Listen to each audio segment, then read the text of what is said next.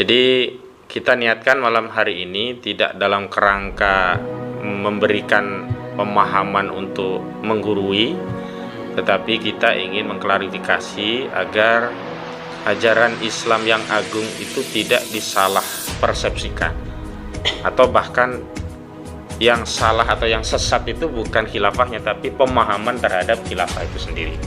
Jadi agar tidak salah pikir, tidak sesat pikir gitu. Jadi sebelumnya kita mendengar memang ada tuduhan-tuduhan yang sangat keji, jahat dan tidak bertanggung jawab kepada ajaran Islam khilafah yang agung ini. Tadi sebagaimana sudah disebutkan tadi ya, Sekretaris LPUI ya, Lembaga Persahabatan Organisasi Islam, Imam Pituduh, walaupun namanya Imam Pituduh ternyata gemar menuduh ini. Dan yang dituduh bukan saya, bukan kita. Kalau saya yang dituduh saya akan diamkan, tapi yang dituduh ajaran Islam. Yang dituduh oleh Imam Pituduh ini sebagai desepsi, delusi, degradasi, ya, sampai akan menciptakan disintegrasi bangsa begitu. Dan yang lalu memang kita sudah memberikan klarifikasi. Namun ternyata tidak berhenti sampai di situ. Sebelumnya juga dosen UIN Syarif Hidayatullah juga ya mengedarkan narasi bahwa khilafah sebagai solusi itu sesat pikir juga, kurang lebih sama dengan apa yang disampaikan oleh sekretaris saya lupa tadi dari PWNU tadi ya. Jadi saya ingin klarifikasi 3 hal ya. Yang pertama soal khilafah sesat ya. Yang kedua tidak menjadi solusi, dan yang ketiga memecah belah. Ada 3 hal. Apakah khilafah itu sesat pikir? Yang kedua, apakah khilafah itu memecah belah? Dan yang ketiga, apakah khilafah itu hanya punya target untuk tujuan politik tertentu? Nah, 3 hal ini. Yang pertama, kalau kita hendak memberikan deskripsi atau bahkan penilaian terhadap satu nomenklatur, dan apalagi nomenklaturnya itu berasal dari ajaran agama kita yang Islam, maka kita harus menghadirkan dalil gitu. Dalil atas tuduhan bahwa khilafah itu sesat pikir gitu. Jadi kalau ya yang dituduh sesat itu adalah orang yang keliru mendakwahkan khilafah, baiklah, mungkin bisa saja ada yang sesat memahami khilafah. Misalkan ISIS, Islamic State in Irak dan Suriah, itu dia sesat pikir menafsirkan khilafah dengan pemahaman itu, sehingga justru mengaburkan pemahaman kaum muslim terhadap khilafah sesungguhnya. Khilafah ada ajaran Islam yang agung, yakni kepemimpinan umum bagi seluruh kaum muslimin untuk menerapkan syariat Islam secara kafah di dalam negara, serta mengemban misi atau risalah Islam ke penjuru alam dengan dakwah dan jihad. Karena adanya kesesatan penerapan bahkan norma khilafah yang diadopsi ISIS, yang kita ketahui juga beredar video dari mantan Menlu Amerika Serikat ya, saat itu istri dari Bill Clinton, Hillary Clinton, yang ISIS itu ya we finding ya, mereka yang mendanai. Artinya keberadaan ISIS memang diadakan sengaja untuk mengaburkan dan menyesatkan pemahaman kaum muslimin untuk mencitraburukan khilafah, sehingga seolah-olah kalau kita bicara khilafah itu ya ISIS gitu. Sehingga masyarakat takut. Padahal kalau kita bicara khilafah itu seperti khilafahnya Abu Bakar, Umar, Utsman. Kalau penggambaran deskripsi khilafah itu seperti kekhilafahan Amirul Mukminin Umar bin Khattab radhiyallahu an, apa kira-kira persepsi publik terhadap khilafah? Baik atau buruk? Baik. Bahkan merindukan pemimpin seperti Umar bin Al-Khattab. Sering belusukan ya? Ya, konon bahkan ada satu kepala negara Wakanda itu kan dinarasikan ya, ya, seolah dia seperti Umar bin Al-Khattab. Itu kan menunjukkan kepemimpinan kekhilafan Umar itu kan baik, bagus ya. Tapi kalau kemudian dinarasikan seperti ISIS memang jadi citra buruk. Nah, karena itu kita butuh dalil gitu. Kalau dalam Islam dalil itu kan sesuatu yang diambil sumber agar sampai kepada wahyu. Dalil dalam Islam hanya Al-Quran dan As-Sunnah, karena Al-Quran dan As-Sunnah itu adalah wahyu, dan atau apa yang ditunjuk oleh keduanya berupa ijma' sahabat dan qiyas. Jadi adakah Al-Quran satu saja ayat yang menyatakan khilafah itu adalah ajaran sesat?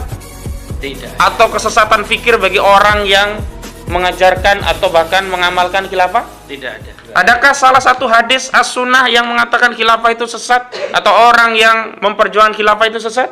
Nggak ada. Atau bahkan adakah ijma' sahabat yang menyesatkan khilafah? Nggak ada. Bahkan ijma' sahabat itu justru para sahabat sepeninggal Nabi Muhammad sallallahu alaihi wasallam justru ijma' bermusyawarah di Saqifah Bani Sa'idah untuk membaiat Abu Bakar As-Siddiq radhiyallahu an sebagai apa? Sebagai presiden, sebagai perdana menteri, sebagai kaisar, Tidak. sebagai raja, Tidak. sebagai khalifah. Jadi kalau ada yang berani menuduh khilafah itu sesat, berarti menuduh para sahabat yang Allah ridho kepada mereka dan mereka pun ridho kepada Allah Subhanahu wa taala juga seperti itu gitu. Kan ini tuduhan yang sangat jahat, lancang, kalau orang Jawa bilang kuanen ini. Kuanen. What is meaning kuanen? Nurus tunjung kayaknya. Apa? Nurus tunjung. Nurus tunjung gitu. Kosakata baru tuh. Iya, ini kan terlalu berani, terlalu lancang, ya. Oke, yang kedua, kalau memang itu sesat terjadi bukan pada khilafah ya, pada pemikirannya orang yang mengemban khilafah. Tunjukkan apakah ada ya qaul ulama lah, nggak sampai dalil lah, yang menyatakan yang memperjuangkan khilafah itu adalah sesat. Justru kalau kita rujuk pendapat-pendapat ulama muktabar ya, 4 imam mazhab lah, semuanya itu ijma bahwa khilafah itu adalah kewajiban, bahkan disebut sebagai kewajiban yang agung gitu ya. Jadi saya ingin tegaskan bahwa tuduhan sesat fikir terhadap khilafah ini adalah tuduhan yang tidak memiliki dalil, tidak memiliki rujukan, bahkan fitnah keji yang amat jahat. Mudah-mudahan siapapun yang mengedarkan tuduhan ini segera bertobat kepada Allah Subhanahu wa taala agar diampuni dosanya. Soalnya kalau hak hamba ya saya bisa merelakan, tapi kalau urusan dengan Allah, kalau tidak tobat ya wallahu alam nanti urusannya begitu. Dan saya mau bicara tentang pecah belah ya. Hari ini ya terjadi pecah belah nggak? Misalkan muncul kadrun, kampret, cebong, pecah belah nggak itu? Pecah belah. Itu ulah khilafah bukan? Bukan. Misalkan sekarang ya terjadi misalnya negara kita ini kaya, kekayaan alamnya luar biasa, ada tambang minyak, batu bara, gas alam, nikel. Nah kalau nikel kan andalan sekarang, mobil listrik pakai baterainya kan bahan dasarnya dari nikel, kemudian ada apa namanya emas, perak, semua dikuasai oleh negara kita bukan? Bukan. Dikuasai oleh oligarki. Nah itu salah khilafah bukan? Bukan. Nah sebelum menyimpulkan itu salah khilafah atau bukan, saya mau tanya, apakah hari ini khilafah sudah ada atau belum? Belum. Nah, lalu siapa yang bertanggung jawab pada tragedi Kanjuruhan, khilafah atau rejim hari ini? Rezim. Siapa yang bertanggung jawab terhadap kasus Joshua yang dibunuh secara keji? Rezim atau khilafah? Sambo. Tentu yang bertanggung jawab adalah Sambo, tapi dalam konteks kepemimpinan ya rezim hari ini yang patut untuk disalahkan. Terjadi pemberontakan OPM, ini salah rezim atau salah khilafah? Rezim. Rezim, karena saat ini yang berkuasa rezim. Beda kalau hari ini yang berkuasa khilafah, banyak masalah, kemudian dituduh yang memecah belah adalah khilafah. Masuk akal gitu. Faktanya khilafah itu tidak ada, dalam pengertian sejak kekhilafahan kaum muslimin terakhir diruntuhkan oleh antek barat, antek Inggris bernama Mustafa Kamal laknatullah alaih ya. Jadi bukan Mustafa Kamal Pasha ya, kebagusan. Sejak saat itu kaum muslimin tidak memiliki khilafah, tidak memiliki seorang khalifah. Jadi semua klaim-klaim kekhilafahan pasca itu batil. Misalkan ada muncul ISIS, muncul lagi apa? Ada lagi dalam bentuk khilafah tapi masih jamaah, tidak memenuhi kriteria sebagai khilafah, karena khilafah itu adalah organisasi state, negara, bukan ormas. Jadi kalau ada ormas mengaku sudah menegakkan khilafah, maka realitas wakilnya tidak memenuhi takrif atau definisi dari khilafah itu sendiri. Karena khilafah itu negara, punya kekuasaan, wewenang menerapkan hukum, punya tentara, punya politik luar negeri. Nah, kalau ada ormas ngaku khilafah tapi nggak punya tentara, nggak punya kekuasaan, nggak menerapkan hukum syariat, nggak punya independensi, jadi itu juga bukan khilafah yang dimaksud dalam pengertian syar'i. Nah, selanjutnya kalau kita bicara lagi tentang apa namanya tadi, khilafah itu nanti akan apa tadi? Memecah belah. Memecah belah. Ya. Sesat fikir. Sesat sudah. Terus Satu lagi, politik, punya tujuan politik. politik. Jadi ini mau saya tegaskan, ya memang khilafah itu institusi politik. Khilafah itu state, negara, institusi politik. Kalau orang ingin menegakkan khilafah punya tujuan politik ya? Iya, tujuan politiknya adalah khilafah itu sendiri. Tetapi politik dalam Islam maksudnya adalah hiya ri'ayah su'unil ummah bi ahkami syariah. Jadi mengurusi urusan umat dengan hukum syariat. Dakhiliyan wa kharijiyan, di dalam negara maupun politik luar negerinya. Tidak seperti hari ini. Memang ngurusi rakyat tapi bukan dengan hukum syariat, dengan hukum sekuler. Makanya yang muncul RKUHP yang disahkan hanya oleh 18 biji orang saja gitu. 18 biji fisik yang hadir gitu. Nah, kalau begitu pertanyaan begini, apa nggak boleh kaum muslimin punya tujuan politik? Bukan masalah boleh, ini kewajiban. Buktinya Rasulullah Sallallahu Alaihi Wasallam teladan kita ketika berjuang berdakwah di Mekah selama 13 tahun. Apakah Rasulullah mencukupkan diri berada di Mekah, tidak punya tujuan politik, dan kemudian tidak hijrah ke Madinah? Buktinya Rasulullah hijrah ke Madinah, dan di Madinah itu Rasulullah statusnya bukan hanya nabi, sudah menjadi nabi sekaligus kepala negara. Saat di Mekah Rasulullah hanya nabi dan rasul, tapi setelah ada di Madinah beliau pemimpin institusi politik, jadi nabi dan rasul sekaligus kepala negara kaum muslimin. Daulah atau negara Islam yang pertama itu adalah negara Islam yang dibangun sendiri oleh Rasulullah SAW yang ada di Madinah. Jadi politik, apakah khilafah punya tujuan politik? Ya jelas. Masa khilafah cuman baca zikir? Enggak, khilafah itu yang nanti akan melakukan futuhat, membagi harta zakat, ya, menjaga perbatasan, memberi makan fakir miskin, menikahkan yang jomblo-jomblo. Ini untungnya nggak ada yang jomblo ini. Menambah istri juga dibantu nanti oleh khalifah. Kalau ada keinginan tapi kemampuan tak punya. Kalau sekarang kan keinginan begitu besar, kemampuan tak ada, tapi nggak ada khalifah. Ya sudahlah, tahan, sabar. Antum harus sabar itu ya. Ini mama bisa. Ya. Protes. Ya karena nggak ada khalifah juga, mama protes. Kalau ada khalifah, mama yang penting uang belanja cukup, nggak ada masalah. Ini uang belanja aja kurang, ngomongnya pengen kawin terus ini suaminya. Jadi memang institusi politik khilafah itu. Makanya dalam Islam khilafah itu bukan daulah uluhiyah, tetapi daulah basyariyah.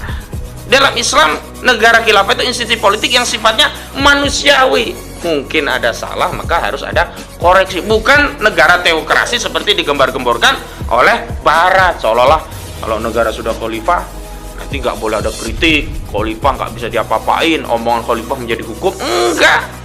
Tetap ada muhasabah lil hukam. Sebagaimana Umar bin Al-Khattab dalam pertemuan yang lalu kan pernah keliru mentabani atau mengadopsi hukum tentang membatasi mahar bagi wanita. Kemudian ada kritik seorang wanita tanpa perlu demo ya, tanpa perlu cukup kritik, sampaikan dalilnya ya, Al-Quran ayatnya. Nah, khalifah langsung sadar. Hari ini ketika kita melakukan muhasabah lil hukam, pusing kita. Kenapa? Karena parameter muhasabahnya tidak sama. Kita mengoreksi penguasa dengan syariat Islam, dengan ayat Al-Quran, tapi kekuasaan tidak mau pakai Al-Quran. Maka mereka merasa benar karena parameternya tidak sama. Yang ngoreksi pakai Al-Quran, yang dikoreksi nggak mau pakai Al-Quran, dan nggak akan nyambung. Kenapa Umar bin Al-Khattab itu mau menerima koreksi dari hanya seorang wanita? Karena wanita tadi mengajukan argumentasi dari Al-Quran. Kenapa Umar kemudian taat? Karena Umar juga menerapkan Al-Quran. Jadi parameternya sama. Jadi dalam Islam mengoreksi tidak butuh suara banyak, tapi hanya satu orang pun kalau mengoreksi itu ada dalil benar, ya bisa membatalkan apa yang sudah diputus atau diadopsi oleh seorang khalifah. Nah, sekarang begini, saya mau tanya, kalau memang khilafah ini sesat pikir, bukan solusi ya, ada lagi tambahan kan ya. Sekarang solusinya mau apa? Apakah misalnya nanti kalau ganti presiden 2024 masalah negeri ini akan selesai? Tiba-tiba setelah ganti presiden Utang lunas langsung. tambang-tambang itu kembali ke negara, dikelola oleh negara sehingga menjadi sumber pemasukan APBN yang terbesar. Oligarki tiba-tiba tidak lagi punya kendali kepada kekuasaan. Rakyat tiba-tiba langsung makmur. Enggak kan? Kenapa? Karena memang sistemnya yang bermasalah. Kita udah sering ya di istilahnya dijanjikan dengan narasi perubahan-perubahan di zaman reformasi, seolah-olah kita akan menjadi lebih baik setelah reformasi. Nyatanya ya seperti itu juga. Repot nasi juga. Kemudian ketika SBY mau turun, wah ada seorang pemimpin yang luar biasa sederhana sampai masuk gorong-gorong, dan kita berharap pemimpin seperti ini yang akan membuat negeri ini menjadi makmur, yang jujur. Ternyata ada 66 kebohongannya sampai hari ini juga masih tercatat di sosial media, terarsip dengan baik oleh sosmed. Nah, kemudian muncul juga calon pemimpin yang akan menjadi macan Asia ya, yang akan timbul dan tenggelam bersama rakyat. Ternyata kucing Persia, ternyata timbul bersama kekuasaan dan membiarkan rakyatnya tenggelam sendirian. Saya kira kalau kita bicara solusi, justru ketika ada narasi khilafah, umat ini punya harapan karena ada alternatif pilihan bagi orang yang belum meyakini khilafah. Sementara bagi kita umat Islam, khilafah ini bukan alternatif tapi obligasi, kewajiban. Coba bayangkan kalau khilafah di alternatif. Saat Abu Bakar As-Siddiq radhiyallahu an akan dibayat, bisa saja sahabat itu tidak hanya merapatkan atau bermusyawarah di Saqifah Bani Sa'dah untuk memilih seorang khalifah atau dibayat, tapi mereka juga bisa saja bermusyawarah. Ini kita jadikan raja, jadikan kaisar atau khalifah ya. Saat itu kan sudah ada kekaisaran Romawi, Persia juga ada. Tapi karena kewajiban yang dicontohkan Rasul ya, itu adalah daulah Islam, dan daulah Islam itu penggantinya adalah khilafah, dan sahabat itu paling mengerti bagaimana mempraktikkan Islam. Generasi terbaik setelah Rasulullah adalah para sahabat, ya kan? Bahkan kita diminta untuk alaikum bisunnati wa sunnatul khulafaur rasyidin. Ya, kita sudah diminta untuk mengikuti sunnahnya khulafaur rasyidin. Khulafaur rasyidin sunnahnya itu pakai kerajaan, pakai republik, pakai monarki konstitusional, pakai federasi, pakai konfederasi, atau pakai khilafah. Pakai khilafah. Jadi ini masalah kewajiban. Dan memang yang agak sulit nih, Ustadz Abu Ibad dan yang lainnya agak sulit itu kita bernarasinya selalu sepihak gitu. Kita tidak diberi kesempatan untuk menjelaskan khilafah yang benar itu seperti apa, tapi dituding dengan narasi sepihak. Setelah itu narasi itu beredar, sementara klarifikasi kita tidak ditampakkan.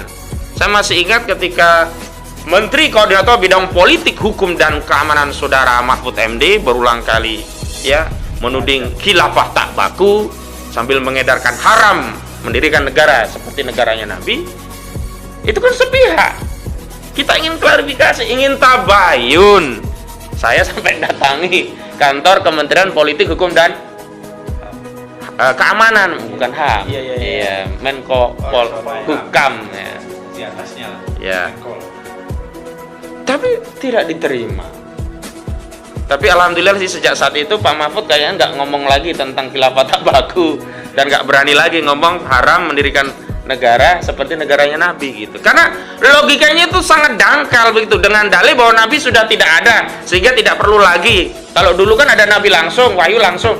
Nah ini kan sama saja, berarti kita tidak perlu sholat karena Nabi sudah tak ada. Kita tidak perlu zakat karena Nabi tidak ada. Kita tidak perlu puasa karena Nabi sudah tidak ada. Dengan logika kita tidak perlu menegakkan negara Islam karena Nabi tidak ada gitu. Padahal Nabi memang sudah meninggal, tetapi warisan Nabi itu kekal abadi, Al-Quran dan As-Sunnah, dan berlaku sampai hari kiamat. Kita terikat dengan itu. Misalnya nih, wa man lam yahkum bima anzalallahu fa ulaika humudz zalimun, ya kan, di Al-Maidah surah 44 kalau nggak salah ya. 45 yang itu ya.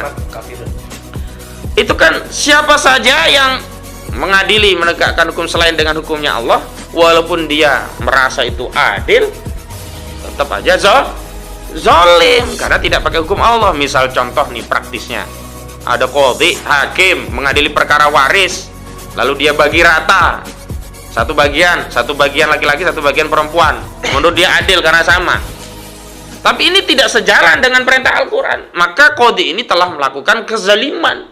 Karena perintah Al-Quran adalah waris laki-laki itu 2 kali dari waris perempuan. Justru yang adil adalah mengikuti hukum waris yang ditentukan oleh Allah Subhanahu wa Ta'ala. Sama ketika ada orang berzina, hukum Islamnya kan kalau muhson apa? Dirajam sampai meninggal. Kalau ghairu muhson didera 100 kali dan diasingkan setahun. Lalu dia tidak dirajam, cuman dipenjara, atau bahkan tidak dipenjara, dibebaskan karena itu kebebasan. Ini zalim atau adil?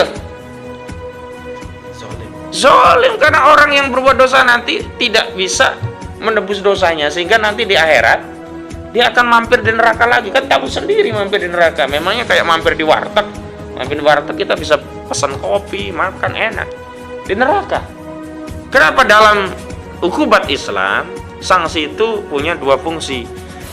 Pertama, jawabir sebagai penebus dosa bagi pelaku maksiat tadi. Yang kedua, jawajir, mencegah masyarakat untuk melakukan tindakan serupa.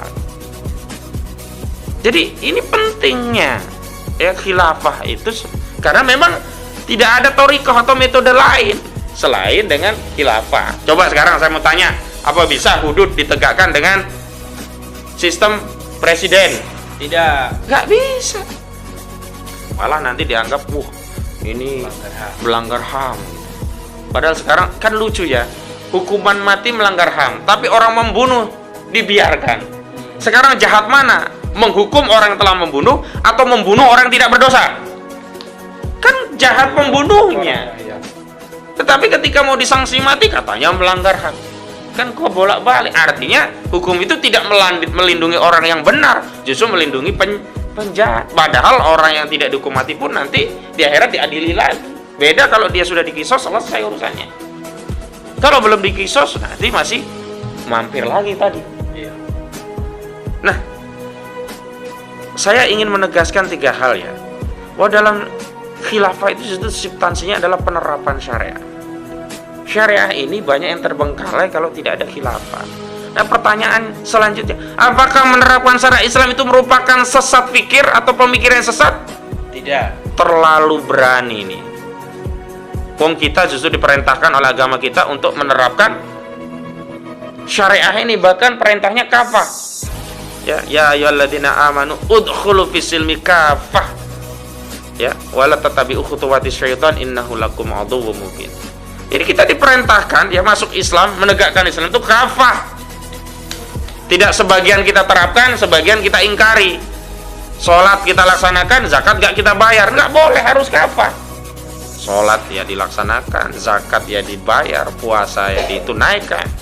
Termasuk hudud ini, kisos, dia, takzir, mukhalafah. Selama ini kan hukum-hukum fikih-fikih ini hanya jadi bahasan di pondok pesantren, hanya jadi teori pengajaran, tapi praktiknya tidak bisa dilaksanakan. Kenapa? Karena tidak ada khilafah. Karena itu substansi khilafah itu ada dalam rangka menegakkan syariah. Yang kedua, khilafah ada itu dalam rangka menjaga ukhuwah, bersaudara kita. Kenapa? Karena kita memiliki negara yang satu, pemimpin yang satu. Kita dipersaudarakan bukan karena bangsa, karena suku, tapi karena akidah la ilaha illallah Muhammadur Rasulullah. Itu yang menyebabkan kaum muslimin satu yang terzalimi, yang lainnya ikut membantu. Tidak seperti saat ini, seolah-olah kita dikerat-kerat. Ada saudara kita di Palestina ya dizalimi oleh orang Israel. Kita tidak mau membela dengan alasan, oh itu kan bukan bangsa kita, itu kan bukan urusan kita. Padahal itu saudara kita. Karena akidah kita memerintahkan kita untuk bersaudara sesuai dengan agama kita. Al-muslimuna akhul muslim.